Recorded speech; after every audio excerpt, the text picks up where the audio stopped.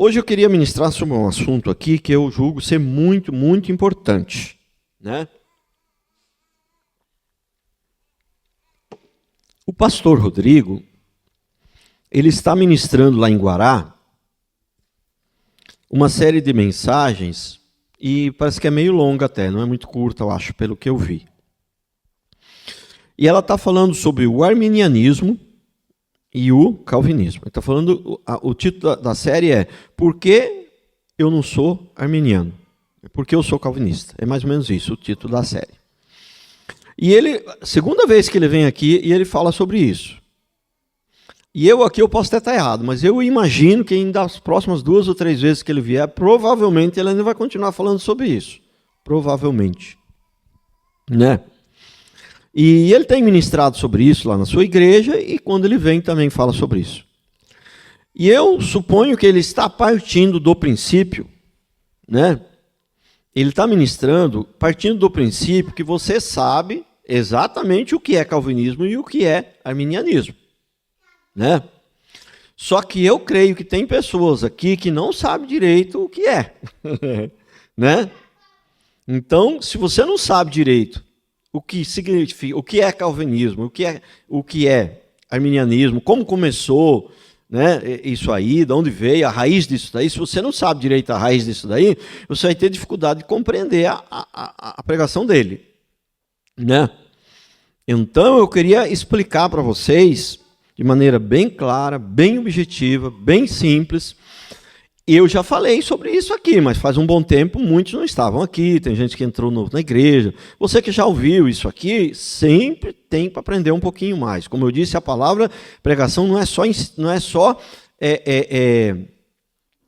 ensinamento, não é só aprendizado, ela é alimento também. Alimento significa, você ouve uma coisa que você já sabe, mas de repente se ouve de um jeito diferente, aquilo ali vai te fazer lembrar uma coisa que já tinha esquecido, vai te fazer lembrar, vai te fazer entender um pouquinho melhor, você ouve de um outro jeito e tal. Então a palavra de Deus, irmãos, né?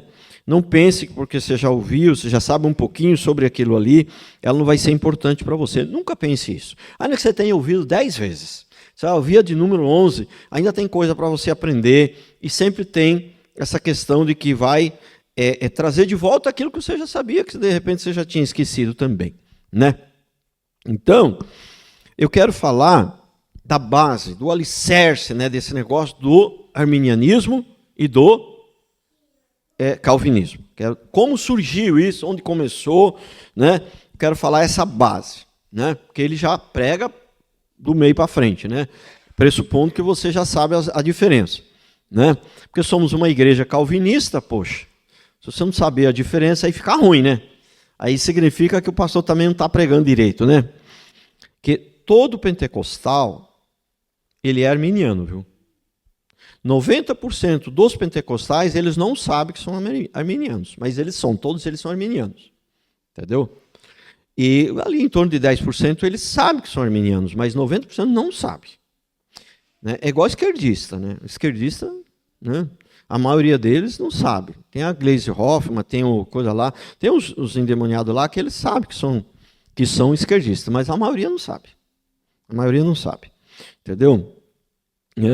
Então, eu primeiro queria colocar um texto ali. Mas antes de ler o texto, queria explicar aos irmãos o seguinte.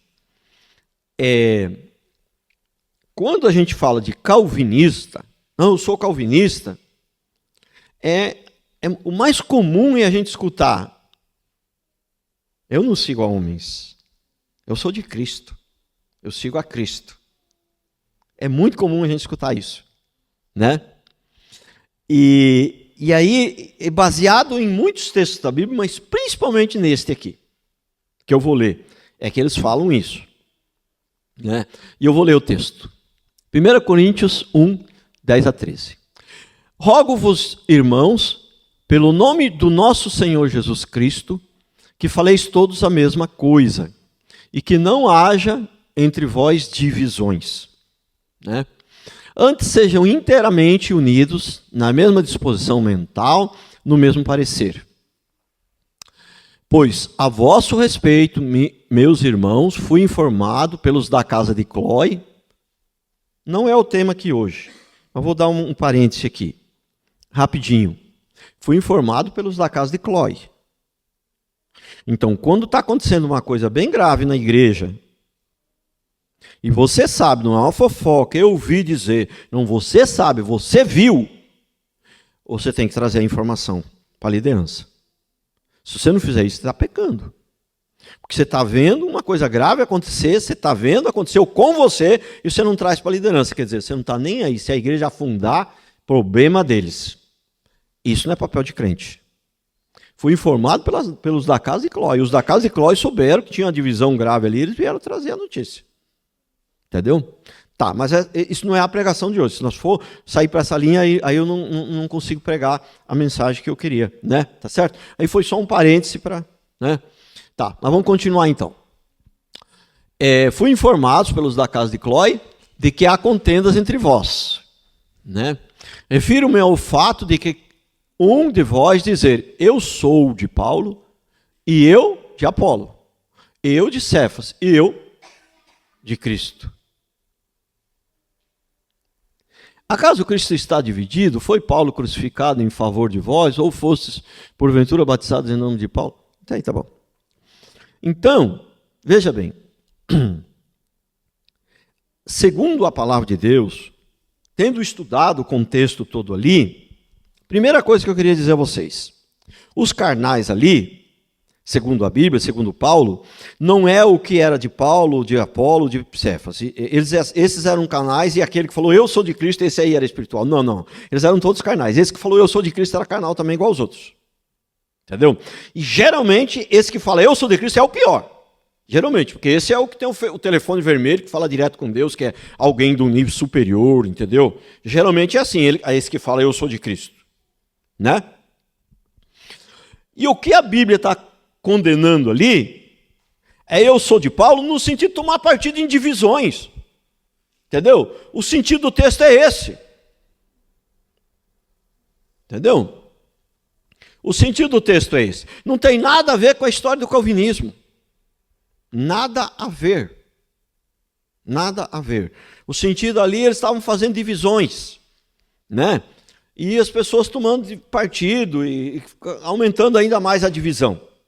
Então, nesse sentido, nós não podemos seguir, tomar partido e muito menos seguir a homens. Mas lembrando a vocês que o próprio apóstolo Paulo falou, sede meus imitadores. E quando ele falou, sede meus imitadores, o que ele estava querendo dizer ali, não era do tipo, a esposa do pastor comprou um vestido de R$500, eu vou comprar também. As irmãs, eu vou comprar também. Vou imitar ela. Ela fez a chapinha, eu vou fazer também. Entendeu? Então, obviamente, ser de meus imitadores não é esse o objetivo. É a pessoa chegar aqui na igreja, eu acho que não é o caso de ninguém, que os irmãos aqui, graças a Deus, se vestem direitinho, mas é só uma ilustração. Né? Mas a irmã chega aqui, é meio nova na igreja, e observa, nossa, mas a esposa do pastor Valmir, ela se veste melhor do que eu. Acho que minha roupa não está muito legal. Ixi, eu acho que não deve estar muito decente. Sabe de uma coisa? Eu não entendo muito bem dessa decência, o que é decente e o que não é. Mas como sou nova, vou seguir a esposa do pastor. Parece que ela está decente, vou acompanhar ela, que aí eu acho que vai dar certo. Percebeu? Então, esse tipo de ser de meus imitadores é santo, é correto, é bonito. Bonito, é correto, é santo, e o apóstolo Paulo, inclusive, fala ser de meus imitadores, assim como eu sou de Cristo. Então, tem a imitação que ela é pejorativa e tem a imitação que ela é, né, legal. Entendeu? Porque esse negócio, o meu negócio é direto com Cristo. Isso chama de síndrome de Adão, né? Que Adão, que o negócio dele era direto com Cristo. E aí vê no que deu, né? Entendeu? Então, mas a questão é a seguinte. No caso aqui do calvinismo, não tem nada a ver. Primeiro lugar, que não tem nada a ver com divisão. E segundo lugar, que o que eu quero explicar para vocês é que nós não seguimos Calvino. Ser calvinista significa seguir uma doutrina, entendeu? Quando eu pergunto a um pastor, se eu encontrar com um pastor, ele fala, eu sou pastor, eu falo, eu sou pastor e eu sou reformado. Você é reformado? se é calvinista, quando eu faço essa pergunta a ele, eu estou perguntando a ele qual doutrina que ele crê, qual doutrina que ele segue. Nós estamos falando de uma doutrina, não estamos falando de um homem. Entendeu? Então, o que acontece? Martinho Lutero, ano 1517, se não me engano, 1517, né? Não sou muito bom de memória, mas foi 1517. Acho que 31 de outubro, isso. 31 de outubro de 1517, Calvino firmou as teses lá no castelo de Wittenberg, né? E a partir dali essa data ficou como a data da Reforma Protestante. Certo? Só que depois de Lutero, veio Calvino. Não propriamente depois, porque eles eram contemporâneos. Porém, acho que Calvino estava ali no início do mistério e Lutero talvez estava meio no final, né? Então eles tinham uma boa diferença de idade, mas eles eram contemporâneos, né? Então, e ele seguia essa doutrina, esse Calvino. E só que tinha um outro homem também que chamava Jacó Arminius, né? Então, esses dois homens, eles eram grandes no sentido, todos dois eram grandes no sentido de que eles eram bem conhecidos, pessoas que tinham uma eloquência assim, acima do normal, né? Pessoas que tinham uma visibilidade muito grande, todos dois, que tinham um nome muito grande, que tinham uma fama, tinham conquistado preeminência, todos dois num nível altíssimo, acima das outras pessoas, né? Esses dois conquistaram uma preeminência muito grande, né? Então eles eram muito conhecidos, esses dois homens. E eles tinham uma doutrina a respeito da salvação, principalmente, totalmente contrária. Um cria numa coisa e outro cria noutra, né? Então o Calvino foi fazendo discípulos e o Jacó Arminius foi fazendo discípulos também. E aí, preste atenção como nós não seguimos a homens. Presta atenção como essa doutrina, ela não é doutrina de homens. Presta atenção. Essa doutrina, ela é uma volta às escrituras sagradas. Entendeu? Ela não é doutrina de homens. Por quê? Né? Arminius morreu. E Calvino também. E a doutrina de Arminius continuou. Arminius morreu. E a doutrina dele continuou. A doutrina de Calvino morreu, mas a doutrina dele continuou. E aí o que aconteceu? Então, os teólogos da época falaram, não, mas nós precisamos resolver essa questão. Porque dois grandes teólogos, um fala uma coisa e outro fala outra, principalmente a respeito da salvação, né, que é um assunto muito importante, que é chamado a doutrina da soteriologia, que é a doutrina da salvação, assunto tão importante, nós precisamos resolver essa questão, precisamos resolver quem está certo e quem está errado. Né? Aí nós vamos sentar ali no canto, em meia hora a gente resolve isso, quem está certo e quem está errado. Certo? Errado. Né? Errado. Então uma coisa assim não dá para se resolver de uma maneira tão fácil. Aí então, eles resolveram fazer o sínodo de Dort. Né? Quero explicar para os irmãos, com palavras bem simples, né, o que seria mais ou menos um sínodo. Um sínodo é uma deliberação de uma grande reunião para resolver assuntos difíceis e para ir até o fim, até resolver. Isso aí é um sínodo, né? Uma grande reunião. Só que essa grande reunião não foi feita num dia só. Isso seria impossível de resolver uma questão tão difícil assim, com tão pouco tempo. Então, aí aconteceu esse sínodo de Dort. Por que sínodo de Dort? Porque foi feito na cidade de Dort, é o nome da cidade. Então, foi feito na cidade de Dort, na Holanda. Então, por isso, ficou conhecido como o sínodo de Dort. Quero dizer que esse não é o único sínodo, né? Em toda a história da igreja houve sínodo de Nicéia, sínodo de um monte de sínodo, um monte de eventos grandiosos igual a esse, que reuniam os grandes teólogos para deliberar sobre uma dúvida, uma questão, né, uma questão duvidosa em relação à igreja, em relação à doutrina e por aí afora. né? Hoje, dificilmente se reúnem tantos teólogos assim para deliberar sobre alguma coisa, mas quando se reúnem é para ver como que vai fazer para dobrar a igreja dele de 1.000 para 2.000, é para ver como que faz para ter uma igreja de 20.000 e dobrar ela para 50.000. Geralmente é isso, as reuniões de hoje. Nunca é para deliberar sobre doutrina, né? Nunca é, que é a coisa mais importante, né? De todas é a doutrina. Naquele tempo, a importância deles era com a doutrina, se estava certo, se estava errado, né? Inclusive, eu falo uma coisa para vocês. 3 coisas precisa ter numa igreja, e vindo de cima para baixo, do pastor para baixo. Mas não pode ter só no pastor, tem que ter nas ovelhas também, mas tem que vir de cima para baixo. 3 coisas, né? Uma boa doutrina, honestidade e amor. O resto, se tiver essas 3 coisas, o resto, tudo vai acabar acontecendo. Coisa, né, que eu afirmo a vocês que a gente tem aqui. Eu não sou perfeito, mas a nossa doutrina é correta e Deus está melhorando a cada dia. Eu amo vocês, amo a Deus em primeiro lugar, amo vocês e sou honesto. O resto a gente também está em obras, também tá, Deus está melhorando, está tratando com a vida da gente. A gente comete erros também, como vocês, são ser humano, não sou anjo, né? Tá certo? Então essas 3 coisas precisam ter. Então isso é muito importante, né? A gente saber que tipo de doutrina está sendo pregada. Então, o Sino de Dort, para vocês terem uma ideia, né? Essa grande reunião, ela começou. A primeira delas foram 154 sessões. 154 dias eles se reuniram, ou noite, não sei se era de dia ou se era de noite, 154 vezes eles se reuniram, 154 sessões.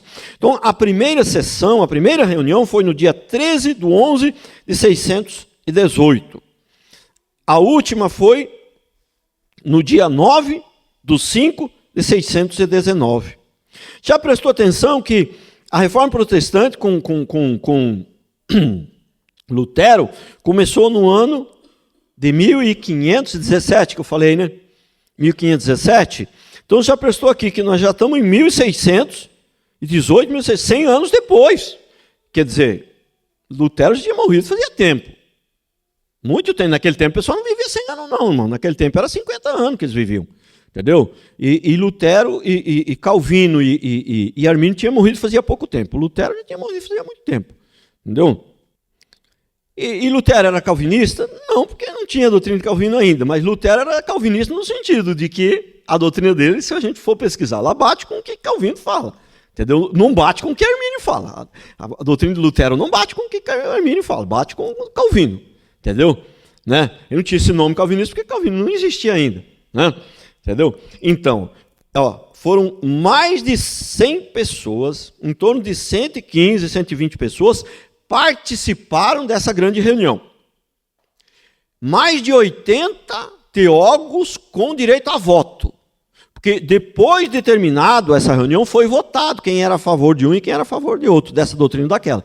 Mais de 80 com direito a voto. Por que 100 e poucas pessoas e só 80 e poucos com direito a voto? Porque só os teólogos tinham direito a voto. E participou ali príncipe, governadores, autoridades civis. Essas autoridades civis, elas participaram, governadores, príncipes, né? Os príncipes das províncias seria mais ou menos o equivalente a um governador, né? Então, os príncipes das províncias é uma autoridade civil. Então, as autoridades civis, elas podiam participar, elas davam pitaco, mas elas não tinham direito a voto. Né? Só os teólogos. Tinha que entender teologia, para dar direito a voto, vou votar, nem teólogo sou, nem crente eu sou, como é que vai votar? Né? Então, mas mais de 80 teólogos com direito a voto. Teólogos de toda a Europa, dos Países Baixos, todos ali presentes. Nessas 154 sessões, estudando, deliberando, conversando, um dando opinião, o outro rebatendo, para chegar no final, num veredito. E aí, no final, qual foi o veredito? A doutrina de Armínios era herege, era heresia.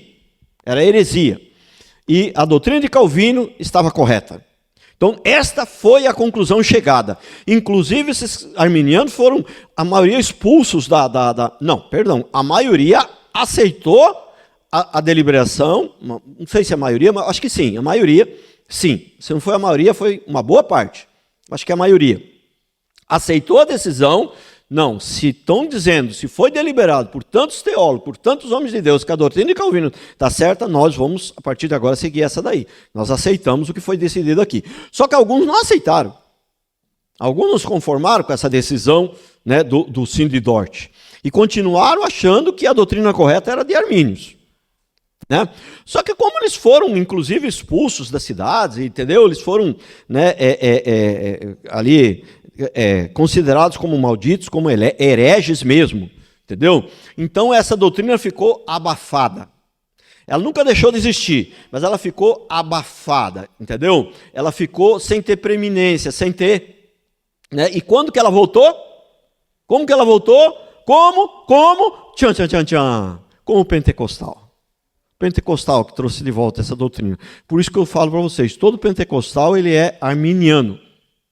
Entendeu? Ele é arminiano. E essa doutrina arminiana, ela é uma maldição. Ela é maldita, essa doutrina arminiana.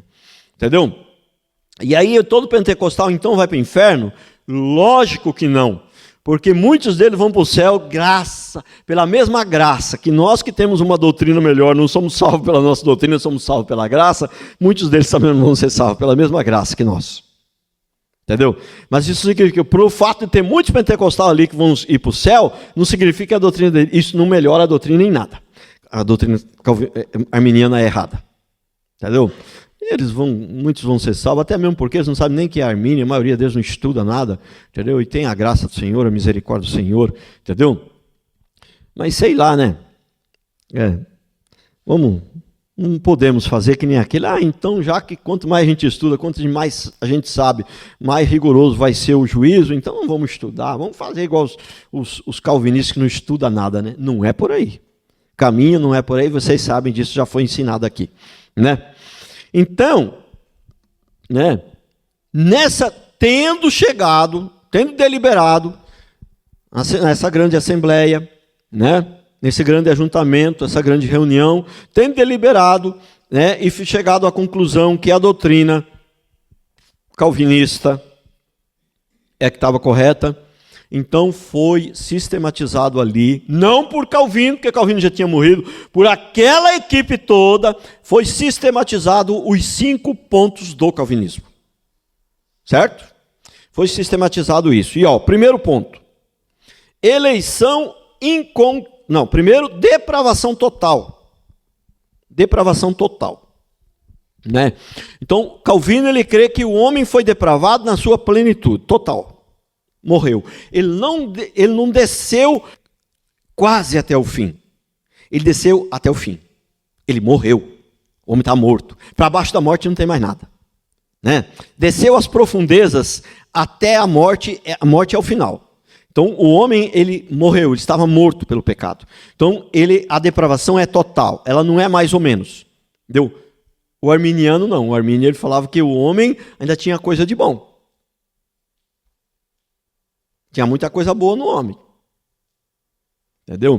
Inclusive que o ímpio pode fazer coisas boas.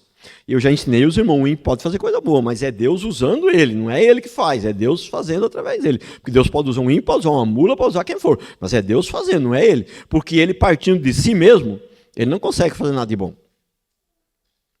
Né? Até nós que somos crentes, nós podemos fazer coisas boas. Mas até nós que somos crentes, quando nós fazemos coisa boa, é Deus usando o Espírito Santo dele que está em nós, para que a gente possa fazer coisa boa. Porque eu, da minha própria força, nem eu que sou crente, eu posso fazer uma coisa boa. Né? Então, quando a gente faz uma coisa boa, a gente faz com a motivação errada. E aí já não é mais uma coisa boa. Né? Você fez com a motivação errada, você está errado. Né? Fazer algo bom, maravilhoso, com a motivação certa, eu só consigo fazer com a ajuda de Deus. Sozinho, mesmo sendo crente. Imaginou o ímpio. Né? Então esse foi o primeiro ponto, né? A depravação total, né? O Calvino é a depravação total. E essa doutrina ela é tão maravilhosa que ela nos humilha, ela nos põe no chão mesmo, ela nos leva a depender de Deus. A gente já reconheceu, olha, sem Deus não dá mesmo. Mas a doutrina calvinista, a doutrina de Armínio, que é a doutrina pentecostal, por isso que são muito soberbos. O pentecostal é muito soberbo. Entendeu? Por isso. Porque ele sempre, as coisas dependem mais dele do que de Deus. Ele pede ajuda de Deus, mas o negócio é ele mesmo que faz na prática. Entendeu? Né? Então, por isso que é complicado, por isso que há tanta soberba, né? Por isso que há tanta soberba. Né? Mas vamos lá, senão não vai dar tempo. Seguir. Segundo princípio, eleição incondicional. Essa é Calvino, é o segundo ponto do Calvino. Eleição incondicional. Eleição incondicional é que ele nos escolheu sem condição. Entendeu? Você depravou totalmente, você também depravou totalmente, você também. A depravação sua foi total. Você desceu ao fundo do poço, se foi o pior estágio do pecado, você, todos iguais. Não tem diferença nenhuma. Aí que vem o não faz acepção de pessoas. Né? Você é judeu, você é da Arábia, você é do Rio Grande do Sul, você não sei de onde. Todos vocês são podres do mesmo jeito, fedem do mesmo jeito. O fedor é o mesmo, tanto lá como cá, da Arábia, tudo fedido, tudo podre. Entendeu? Podre, fedido. Mas eu escolhi esses fedidos aí. Eu escolhi todos. Eu escolhi incondicionalmente. Independente das condições que você está, eu te escolhi. Né? Eu te escolhi. É mais ou menos aquela parábola do Senhor que ele ia fazer uma grande festa, uma grande boda, e aí ele chamou os amigos, e um falou, eu não posso porque eu tenho que ir, eu casei e eu preciso ficar com a minha mulher. Né? O outro, eu comprei um junto de boi e preciso treinar eles. O outro, eu preciso fazer uma outra coisa. E aí, quando o servo veio dar a notícia, ninguém quis vir na sua festa, porque eles estão tudo ocupados. Aí o que o Senhor falou? Isso está lá na parábola, é lá em Lucas. Está lá na parábola. O que o Senhor falou para o servo dele? Vai e pega os estranhos, os aleijados, os coxos, os mendigos, aqueles que não merecem nada, e obriga eles a entrar na minha festa, na minha boda. Entendeu? Esse é o chamado irresistível. Né? Esse é o chamado incondicional. O chamado irresistível depois vem para frente. A graça irresistível é o outro ponto. Mas o segundo ponto, então, é a eleição incondicional. Ele nos escolheu sem merecer nada. E a doutrina do arminiano qual que é? A doutrina do arminiano? O arminiano também, ele acredita também que nós fomos escolhidos antes da fundação do mundo, que não tem como não acreditar nisso, porque a Bíblia tem textos muito claros em respeito disso, e são vários, então não tem como. Né? Então ele também acredita que fomos escolhidos antes da fundação do mundo. Mas ele acredita que Deus nos escolheu antes da fundação do mundo porque sabia que eu era bom e eu ia me arrepender. Entendeu? Então se Deus me escolheu antes da fundação do mundo porque sabia que eu era bom e ia me arrepender, então a salvação não é pela graça e nem faz sentido a morte de Jesus na cruz. Você vê que são doutrinas malditas, de uma coisa totalmente contrária à verdade, contrária às escrituras sagradas. Entendeu?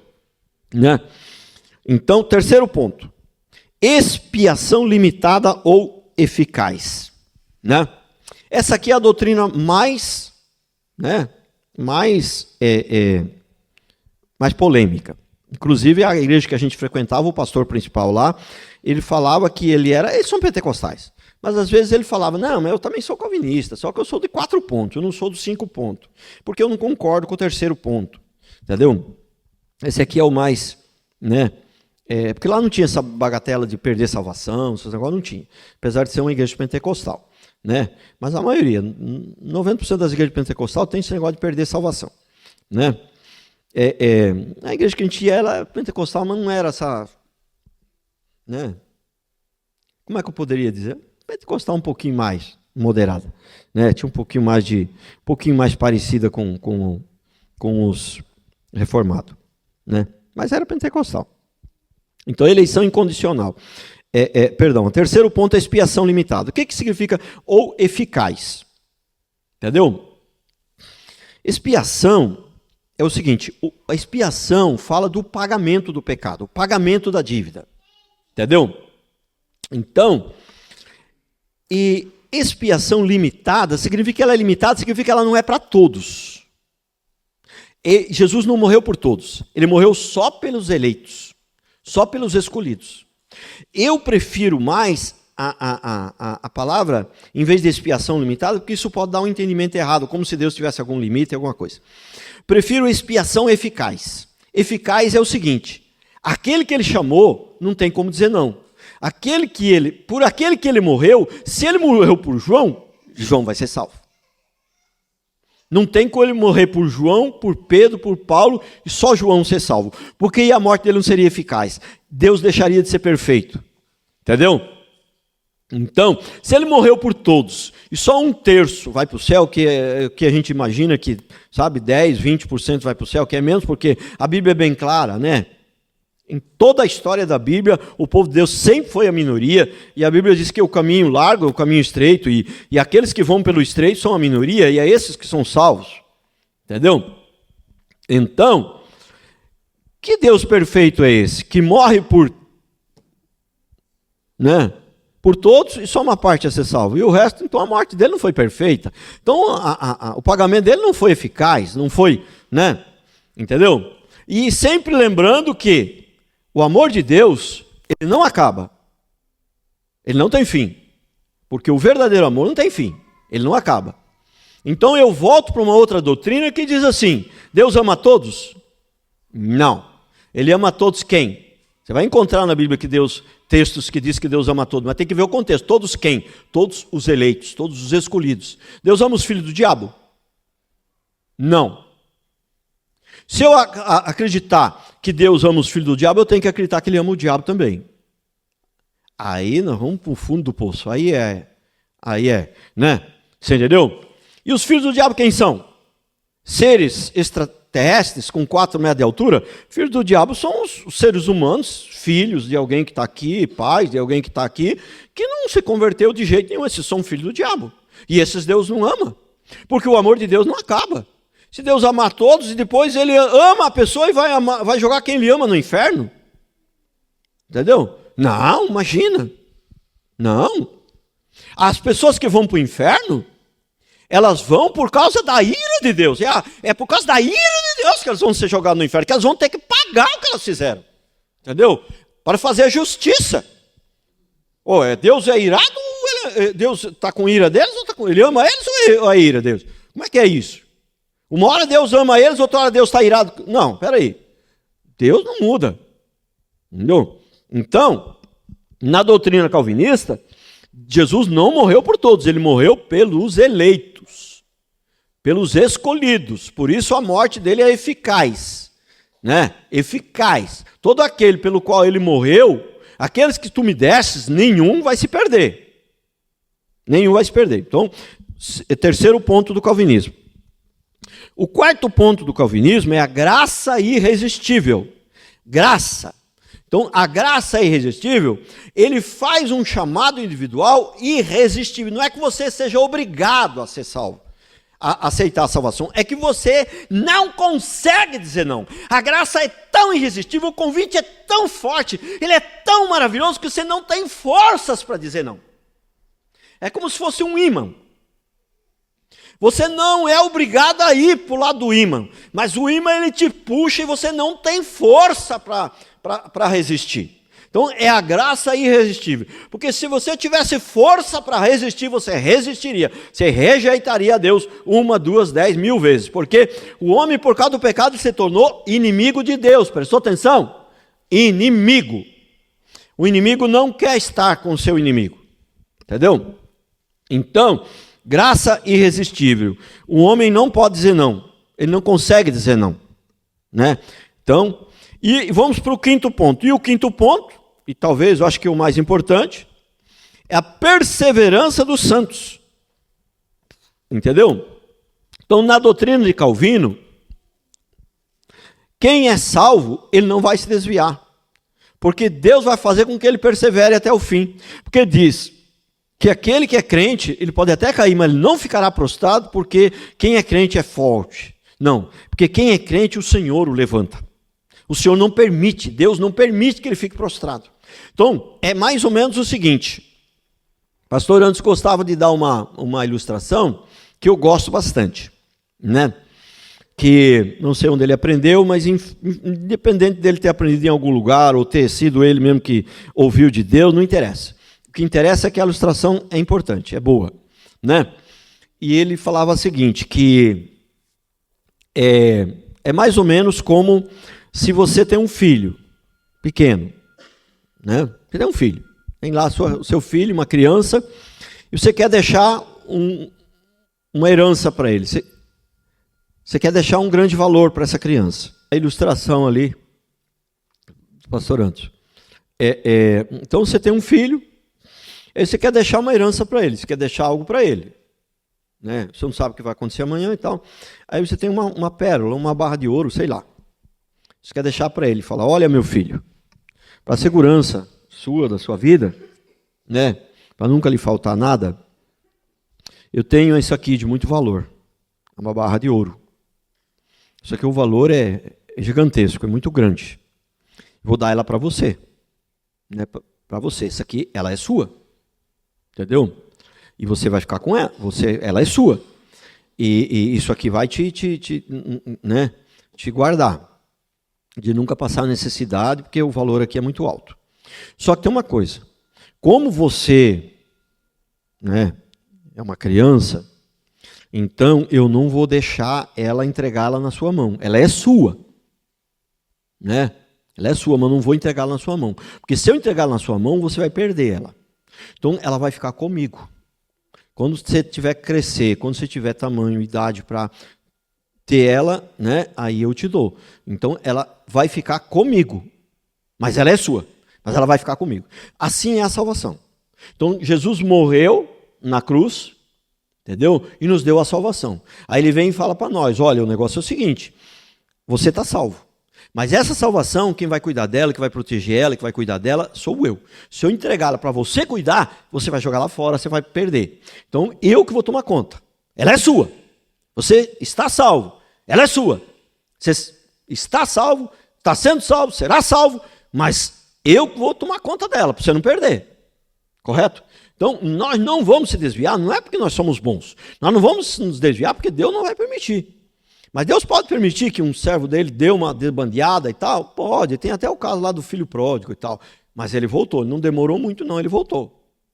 Entendeu? Então um crente nascido de novo pode até dar uma fraquejada e dar uma passeada ali pelo mundo? Pode, mas não demora muito não. Esse negócio de desviar, tá desviado. Não. Perseverança dos santos. Quem é salvo vai perseverar. Entendeu?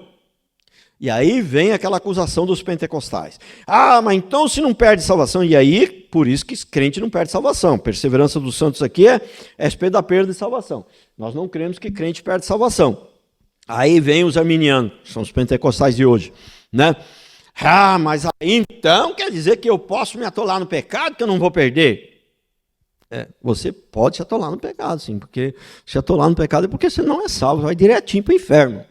Entendeu? Porque quem é salvo não vai se atolar no pecado e permanecer nele. Quem é salvo, Deus vai sustentar.